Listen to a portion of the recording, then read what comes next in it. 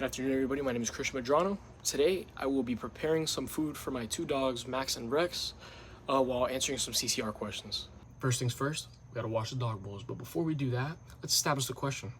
How did you integrate technologies, software, and hardware into this project? So believe it or not, technology actually played a major role in the production of the fellas, especially when it came down to camera equipment and post-production.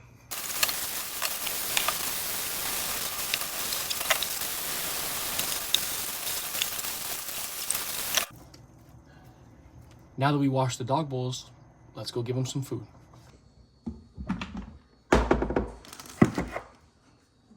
Now that we got our dog bowls nice and clean, let's get the dog some food. Perfect. Now I can address the rest of my question. Let's feed them.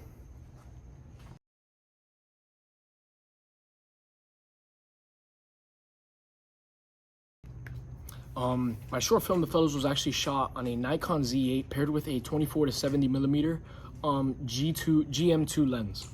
Using a professional mirrorless camera actually significantly improved the overall image quality compared to shooting on my iPhone 13 Pro Max, which is what we did in the initial day of filming. The Nikon Z8 actually allowed for sharp detail and strong dynamic range, which helped maintain clarity even when using natural lighting inside of the house and even during this dark night lighting outside of the house. The 24 to 70 millimeter lens was especially useful because it gave us a wide range of flexibility in framing during those scenes where suspense and tension were highlighted and forwarded for the audience. Victor was able to zoom in and emphasize facial expressions and just build suspense.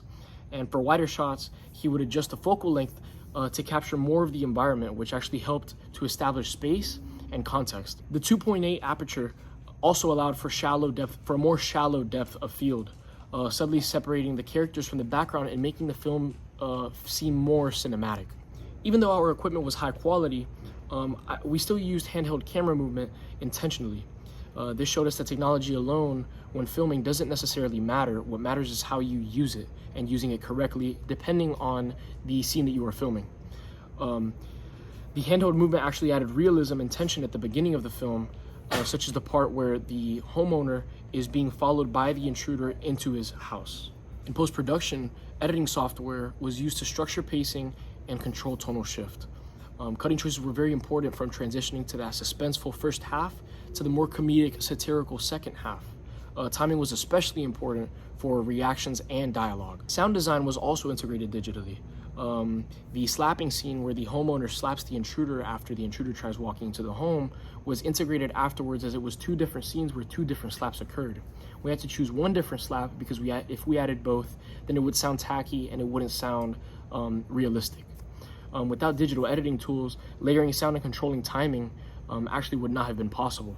Overall, this project demonstrates how modern filmmaking technology, both hardware like the Nikon Z8 camera that we used, and professional lenses that we used along with the camera, and software used in editing, work together to create a polished final product. It all works together in the end, and it shows that even a short 2-minute film can benefit from high-level tools when they're used intentionally and creatively and efficiently.